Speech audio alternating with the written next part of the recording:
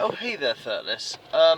Yeah, next upload's going to be a sort of carry-on from the video I did a while ago asking what got you into the paranormal. What got you, yes you, into the paranormal, you know?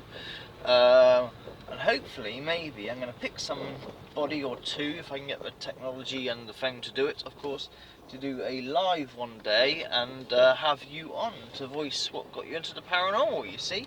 It's a great big long debate because most of you know that I had no interest in the paranormal originally, didn't even believe in it, didn't believe in God or anything like that, until I met my wife, she was my girlfriend at the time, girlfriend, now wife and mother of my child.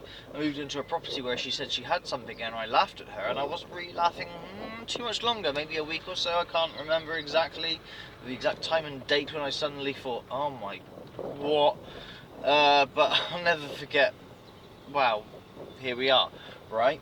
So, what got you into the paranormal? Because this can be a long debate. There are those that, you know, might not have believed in it, and a lot of people never ever get to experience the paranormal event. And I'm telling you, right, if I never experienced what I experienced in that house, I don't believe in the paranormal, I don't believe it exists, I don't believe in none of that shit, you know what I mean?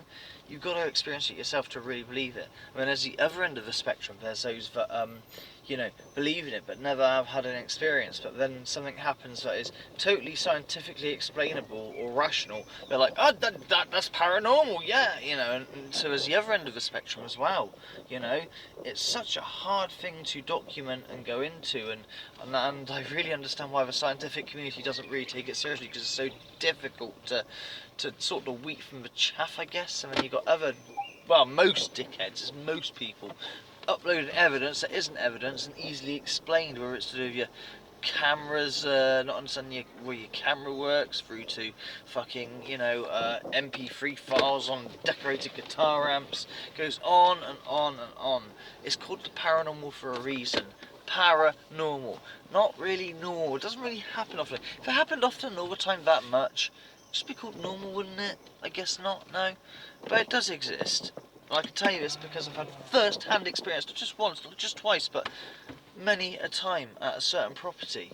So that's why I wanted to hear your thoughts on it, and yes, we'll be continuing on. I need to look through my folder that Patre-Firts did me to structure it properly, do it nicely.